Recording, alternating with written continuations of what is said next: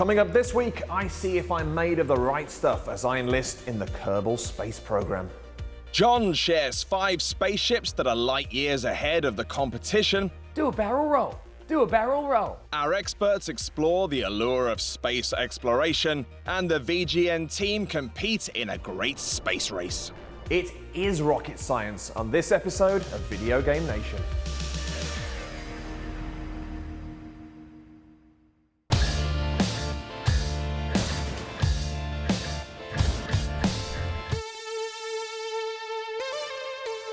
Now, it's not typical to review a game that's already 4 years old, but Kerbal Space Program is anything but typical.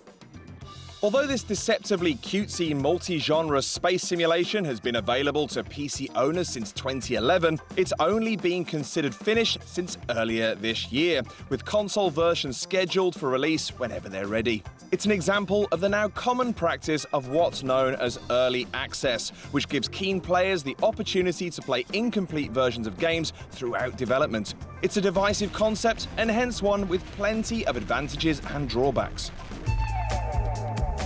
If you release a game in early access, you have thousands, if not tens of thousands of people who are rigorously testing your game on a daily basis, and you're getting an incredible amount of feedback. You're also getting an investment because these people are paying to play your game and they're funding the development of it. I think one of the big benefits of releasing a game early is that, of course, you get actual player feedback, and there's kind of no substitute for that, you know, because I think often if you're developing a game, you can become so attached to it, and it's quite hard to step back from it and look at it, you know. It's like no one thinks their own child is ugly, do they? So with early access, it's like asking a whole group of strangers to look at your child and, you know, tell you it's got funny eyebrows.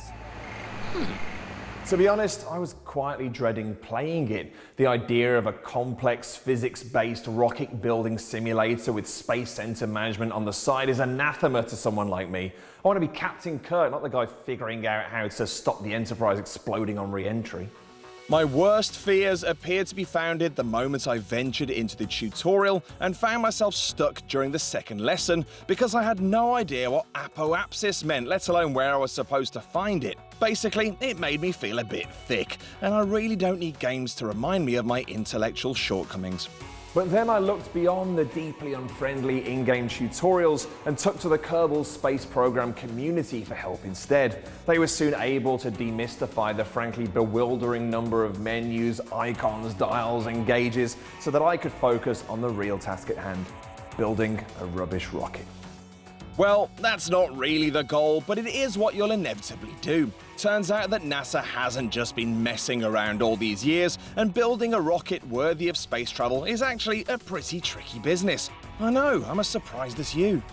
Building something that won't immediately fall to pieces, explode, or just refuse to take off requires a grasp of the fundamentals of rocket construction.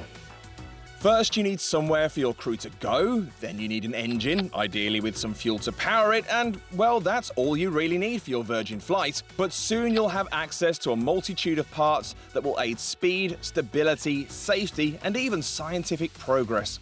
The only way to test how each component affects your craft is by trying it out in the field, which requires plenty of trial and error, with the emphasis most definitely on error. Kerbal Space Program is a game about learning from your failures, and therein lies its curious appeal. Getting things utterly wrong is less cause for frustration and more reason for hilarity. You might bolt on a bunch of thrusters for some added oomph, only to find that you go so fast you explode as you exit the atmosphere. You might also bolt on lots of extra fuel, but forget to include the necessary decouplers to jettison them once they've expired, leaving gravity to work its wicked magic on all that dead weight. My advice is to try not to get too attached to your Kerbal crew, otherwise the numerous tragic losses you'll witness will become all too hard to bear. It's a sandbox game of a different kind, one where experimentation is focused on an object, not the environment. If Minecraft is Lego, then this is hardcore Meccano.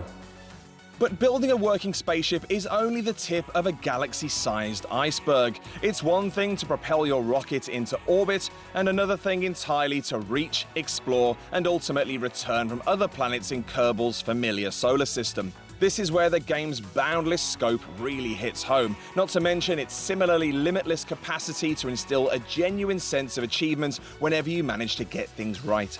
Kerbal's space program joins a growing list of games that have sparked a resurgence in the simulation genre, which now counts the likes of farming, bus driving, ski resort management, and even being a rock among its number. Clearly, nothing is off limits. So what would my fellow experts like to see next?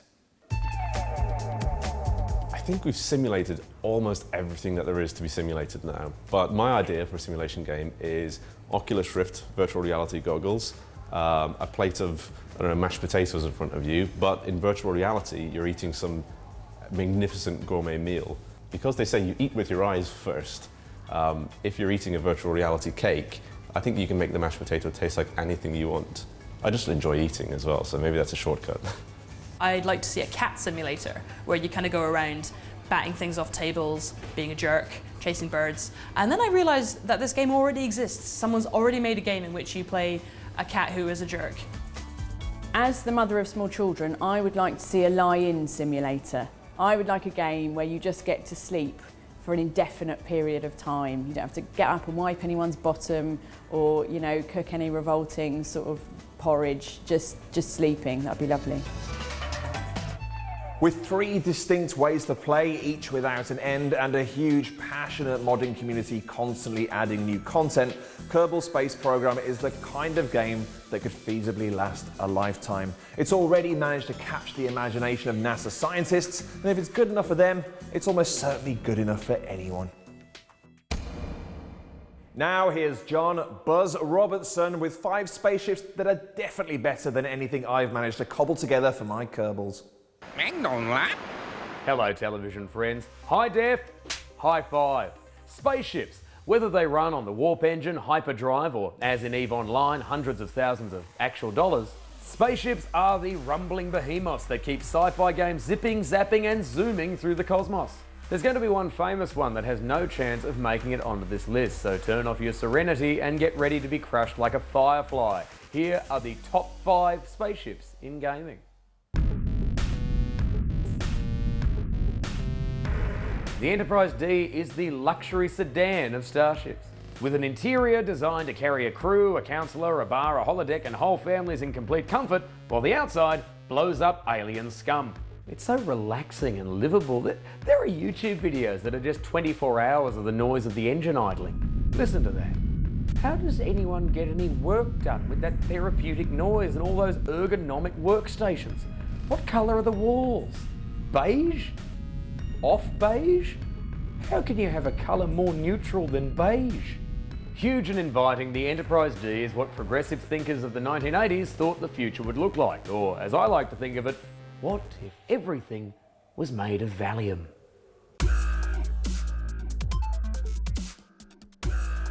Do a barrel roll, do a barrel roll, do a barrel roll, you fox with potentially amputated legs so you'd be a better pilot.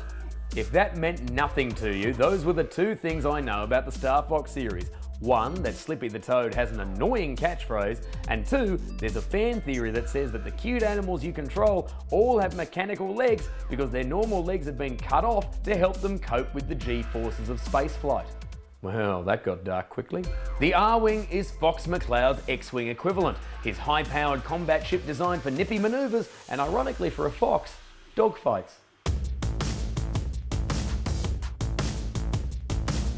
Back to 1993, and little Johnny Robertson has picked up another floppy disk with a shareware game on it.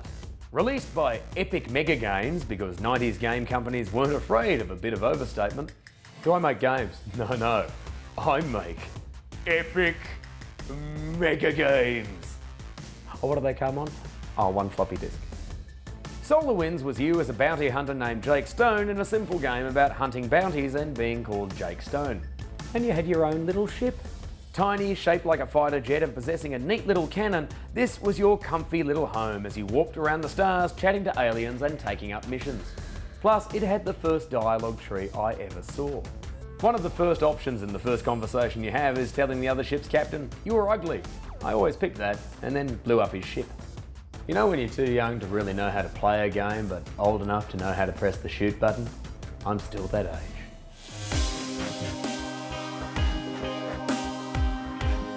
They are the biggest ships in the world's biggest space-based MMORPG, and when they get destroyed, it hurts your wallet. The Titans are so colossal they take 8 weeks to build. That's real time, not game time. And based on reports from a massive EVE battle, they each cost between $3,000 and $3,500 actual US dollars to build. But this could be higher or lower because exchange rates vary in EVE. Oh, and they each pack a doomsday device capable of wiping out other Titans in a single shot, which in the game is a tragedy, and in real life costs $3,500.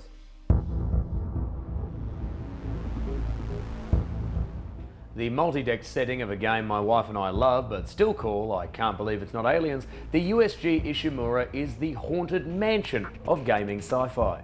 Utterly massive, with a bridge area that's entirely huge windows, the good ship Ishimura is a planet cracker, an overpowered mining ship capable of ripping apart an entire world. It's also infested with symbiotic aliens who are pretty keen to do to you what the ship was meant to do to that planet. Grungy and grimy, with each deck made up of flickering lights, steam, malfunctioning everything, vents that can kill you, shadows that can kill you, big aliens that can kill you, little aliens that can kill you, tiny aliens that can kill you, and occasionally just no oxygen, which kills you. The Ishimura is a total death trap for your competent main character and his flailing, panicky associates, which makes it perfect for a horror game set in space. It's actually so scary that somebody screamed outside my window and I didn't realise for 15 minutes until my wife said, "Oh, actually, John, our next door neighbour's being arrested," which still wasn't as bad as anything that was happening on the Ishimura. Join us after the break for even more space-based jollies, including our efforts to build a space-worthy rocket in just 5 minutes, and people with opinions saying things about space games. In conclusion, space. See you in 3. I love space. Haley, Blade. I'm the best. I'm the best at space.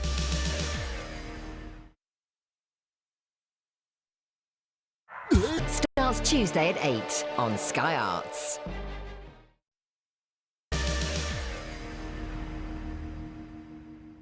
Welcome back. Now, it's fair to say that very few of us will ever experience the incomparable thrill of leaving the Earth's atmosphere and venturing into the inky blackness of space, let alone visit other planets or discover what lies beyond our own solar system.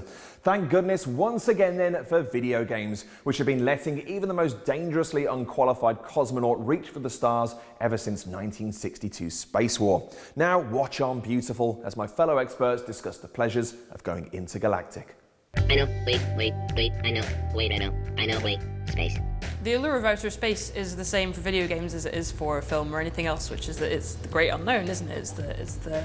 We know very little about space still, and the idea of exploring it is something it really captures the imagination. So I don't think it's any surprise that video games are preoccupied with space. Everyone everywhere has at some point stared up at the stars and wondered what's out there, because you don't know. It's potentially infinite. There could be anything out there. There's anything and everything potentially going on above you right now, which is just going to fuel your imagination into forever. I think it's because it was really difficult to do much in the way of graphics back then, and TVs have a black background, so all you have to do is put a single spaceship on there and suddenly you're in space. So I think it's because televisions have a black background that space became so popular in the 80s. I think that it's the human thing to want to explore, isn't it? And you know, in terms of the planet Earth, we've sort of explored all of it now, it feels like, doesn't it? We've explored all of it, and not only that, we've opened up an Irish bar and a kebab shop in all of it. Do you know what I mean? It's sort of, we've done it. So I think, yeah, it is the final frontier, isn't it? It's space. Who knows what could be out there? Probably nothing, let's be realistic. But it's nice to dream. One space game that I wasn't expecting to enjoy that much is Elite Dangerous, because it's quite technical, but I found that when I went and explored the solar system, like our solar system in that game, I found that so much more interesting than exploring the billion other faraway galaxies that are in there. Just seeing our own solar system to scale and being able to fly around it, and then walking out of my house and looking up at the night sky and thinking I've just been there. That was a really amazing experience. I really like the Ratchet and Clank games, actually, which was set in a sort of quite silly, sort of almost 50s sort of jokey version of space. I just liked that it was a space game, that it wasn't all sort of Mass Effect-y and ponderous. You know, it didn't take itself too seriously, and I think that's what space games should be like. Elite Dangerous really recently, I mean, I bought a joystick for that thing, like a little joystick with like a thruster and stuff like that. As soon as I read in a review it's Euro Truck Simulator in space, I was like, done. The super boring truth is I ended up preferring Euro Truck because it's more mundane. Like, the space aspect of it, I was like, it doesn't give me the same vibe as Euro Truck. One space game I'm really excited about is a game called Tacoma, which is about a person who arrives on an international space station and something's happened there. And the reason Tacoma is so interesting is because it's a human story set in space. And I think that there's a lot of scope for that. A lot of the great space films and TV series have really focused on the people in space, and I think that games have yet to do that. I think space sims are going to do what a lot of games seem to be focusing on at the moment, which is rather than, we've got the massive worlds now. I mean, you look at the size of something like Elite, or like say No Man's Sky, which are huge games. You've got that size. I think just focusing on populating those worlds is going to be the thing now, and filling it with all sorts of different distinct sort of alien species and anything you can think of. Basically start the Federation from Star Trek. That's what I'm after, I think now. I say it to myself, but I think that's the future. Stuff. In all seriousness, I think No Man's Sky alludes to it, because you can go from being anywhere in space to right down to individual plants and creatures on the planet. So that breadth of scale is very, very exciting, that there is that true richness to the world. That's what really excites me about that. I think definitely virtual reality will be interesting because, again, you know, it's about exploration, and I think the idea of actually being able to walk around a world and choose where to go and not know what you're going to find, which is a concept which of course is being explored in No Man's Sky and games like that, but to be actually in that world, on that planet, being the explorer, I think is very exciting. I think space sims right now are really going heavily down the procedurally generated content route. So No Man's Sky is just creating all these random planets on the fly that you can go visit. But I think people are going to get a little bit tired of the procedurally generated content once they realize a lot of this stuff is repeating and repeating and repeating every new planet that you go to. Once you start scripting stuff, you can have real adventures in space again. And I think that's where the future of the genre is going to go. Constructing a working rocket in Kerbal space program takes time, precision, and lots of experimentation. So naturally, the show's producers thought it'd be a great idea to challenge the VGM crew to build a functioning spacecraft in 5 minutes. These 5 intrepid explorers have bravely accepted the challenge, putting their reputations and perhaps even their sanity on the line to prove that yes, you can go from naught to space in 300 seconds, and yes, it is harder to look cool in slow motion than you think. What's taken some of the world's leading scientists and engineers decades to solve, these pioneers achieved while waiting for their pot noodles to cool off. Not only did they have to put the right parts in place, they also had to ensure that they operated in the right sequence and didn't either collapse under their own weight or go up in flames. It's no exaggeration to say that they're heroes and probably deserve medals. There we go. With the rockets constructed, it's time for the moment of truth. Will we get high on our own solid fuel supply, or are we about to witness mass Kerbalcide? Let's head to the launch pad and find out. 5, 4, 3, 2, 1. We have liftoff. We have liftoff. Well, that's a result. Here we go. Here we go. Brandine's having the time of her life. Yes, girl. Got a lot of hopes pinned on this spacecraft. And if it fails, I'm going to be deeply upset. Oh Christ! Oh no! So you'll have to do that again, because oh no! Oh dear! Oh no, they're all right. The guys are all right. I mean, I don't know how they're not dead, because everything was on fire for ages, but, I mean, Raymore, they actually look incredibly calm, don't they, if you... No, they're delighted. Well, if they're happy, I'm happy. 71 metres. Not too shabby.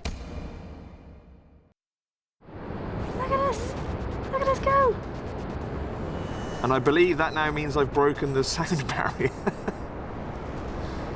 Which is nice. Auxiliary boosters away. Let's give some more speed. Do not want to roll over in the atmosphere at this point. Oh no, what's going on? Oh no, I've screwed it. I've screwed it. I'm alive. I'm alive. Oh, that's brilliant. Right, let's see if my staging is at least halfway successful and see if I can jettison these superfluous fuel pods. Yes! Glorious. Okay, I need to jettison some stuff.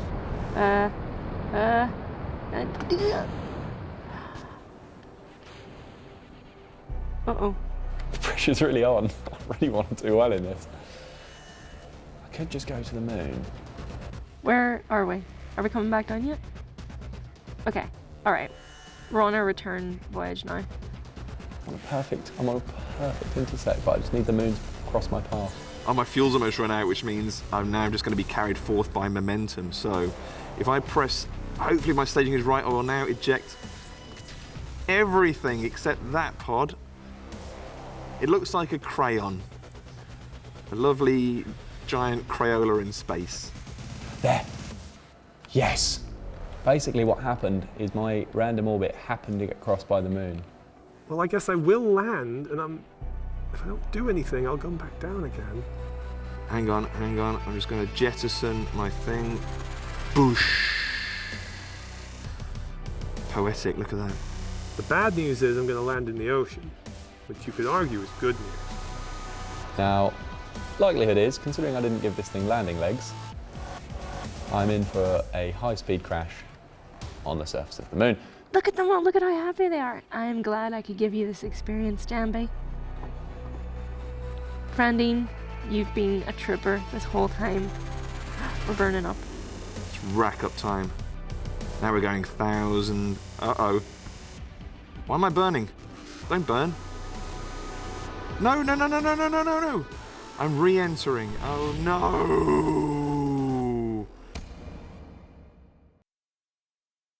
You can't put the parachute on during this. Oh. What just happened? Shantam, Frandine, Jambi, I'm so sorry. So as soon as I launch the parachute, oh, no, the parachute's gone on its own. Oh, but it's been destroyed because of the heat. No, there's an island. Oh, this isn't going to end well. I should just try and brace for the impact, but I can't move because of the G-forces. Oh, my Kerbals, are 2 of my Kerbals dead? I'm low on fuel, 30 litres of fuel left.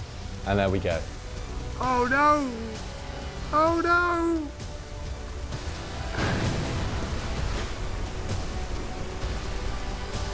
What happened? Are they okay? One small step for Kerbal kind, one giant leap for Video Game Nation.